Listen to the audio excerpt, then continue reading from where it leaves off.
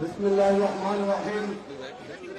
এটা রেখে নিন ভাই, আপনাদের দেখাচ্ছে তো আমরা এটা হাতছাড়া করবেন না। ছাত্রদল আয়োজিত ঢাকা থেকে আখাউড়া অভিমুখে লং মার্চের এই মধ্যবর্তী স্থানের পথসভায় সভাপতিত্ব করছেন বাংলাদেশ জাতীয়তাবাদী যুবদল কেন্দ্রীয় নির্বাহী কমিটির সংগ্রামী সভাপতি, সাবেক ছাত্রনেতা, রাজপথ থেকে বেড়ে ওঠা নেতৃত্ব, যুব আন্দোলনের পুরোধা আব্দুল মোনায়েম মুন্না।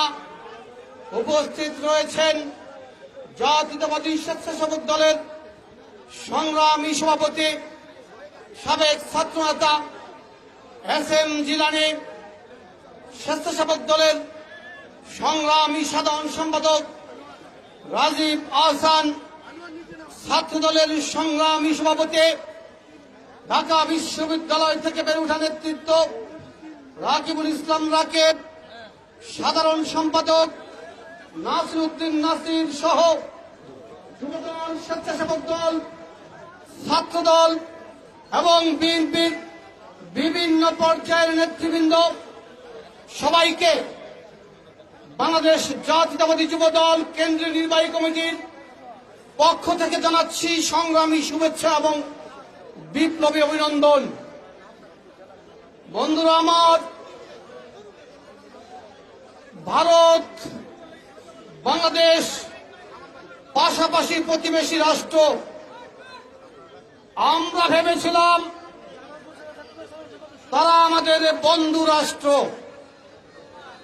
কিন্তু আগরতলায় বাংলাদেশের সহকারী হাই কমিশনে তারা হামলা করেছে, সম্পত্তি বিনষ্ট করেছে, আমাদের পতাকা পুড়িয়েছে।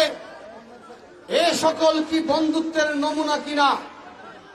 শুধু তাই নয়, পৃথিবীর ভয়ঙ্কর সীমান্তের মধ্যে একটি সীমান্ত হচ্ছে বাংলাদেশ ভারত সীমান্ত।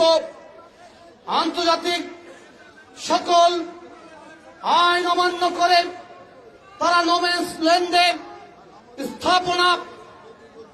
স্থাপন করেছে, কাঁটাতারের বেড়া দিয়েছে, সেই কাঁটাতারের বেড়া বিদ্যুতায়িত করেছে, সার্চ লাইট দিয়েছে, আর আমাদের বাংলাদেশের নিরীহ মানুষদেরকে গুলি করে হত্যা করছে। এ সকল কি বন্ধুত্বের নমুনা? বন্ধুরা আমার, ফেলানীর লাশ সেই কাঁটাতারে ঝুলেছিল, গোটা পৃথিবী তাকিয়ে দেখেছে, কিন্তু দুর্ভাগ্যের বিষয় ফেলানী হত্যার কারো কোনো শাস্তি হয়নি। মনে হয় ফেলানীকে কেউ হত্যাই করেনি। তারা অজুহাত তোলে গরু চোরাচালানিদেরকে নাকি তারা হত্যা করে। এই গরু কিন্তু সীমান্তে জন্ম নেয় না। এই গরু আসে 2 থেকে 2,500 মাইল দূরের ওই হরিয়ানা থেকে, ওই পাঞ্জাব থেকে হাতিয়ে আনা হয়, ট্রেনে আনা হয়, কিংবা ট্রাকে করে আনা হয়। তখন কিন্তু তারা না দেখার ভান করে, যখনই তাদের লেনদেনের হিসাব মিলে না, তখনই তারা সীমান্তে বাংলাদেশের মানুষকে গুলি করে হত্যা করে চোরাচালানি হিসাবে চালিয়ে দেওয়ার চেষ্টা করে। বন্ধুরা আমার, এভাবে আর যাই হোক বন্ধুত্ব হতে পারে না। বন্ধুরা আমার, ভারত একটি আধিপত্যবাদী আচরণ করছে। আমরা বলতে চাই, আজকের পর থেকে ভারতের সাথে কোনো দ্বিপাক্ষিক আলোচনা আর হবে না। এখন থেকে তাদের সাথে আলোচনা করতে হলে বহুপাক্ষিক আলোচনা করতে হবে।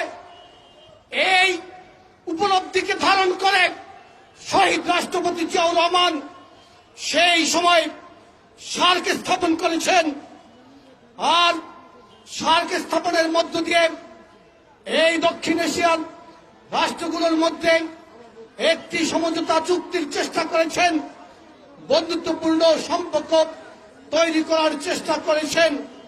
কিন্তু আমরা লক্ষ্য করলাম গত 16 বছর ভারতের আশ্রয়ে প্রশ্রয়ে বাংলাদেশে একটি ফ্যাসিবাদী সরকার কায়েম হয়েছিল, যারা সার্কের ভবিষ্যৎকে নষ্ট করার জন্য সব ধরনের অবৈধ অন্যায় আচরণ করেছে।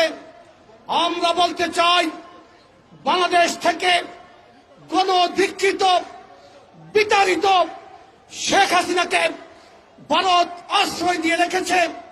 আর শুধু শেখ হাসিনাকে খুশি করার জন্য বাংলাদেশের সাথে বিভিন্ন রকমের উস্কানিমূলক আচরণ করছে। বিশেষ করে ভারতের গদি মিডিয়া বাংলাদেশের বিরুদ্ধে অনবরতভাবে উস্কানিমূলক বক্তব্য দিয়ে যাচ্ছে, সাম্প্রদায়িক সম্প্রীতি বিনষ্ট করার জন্য।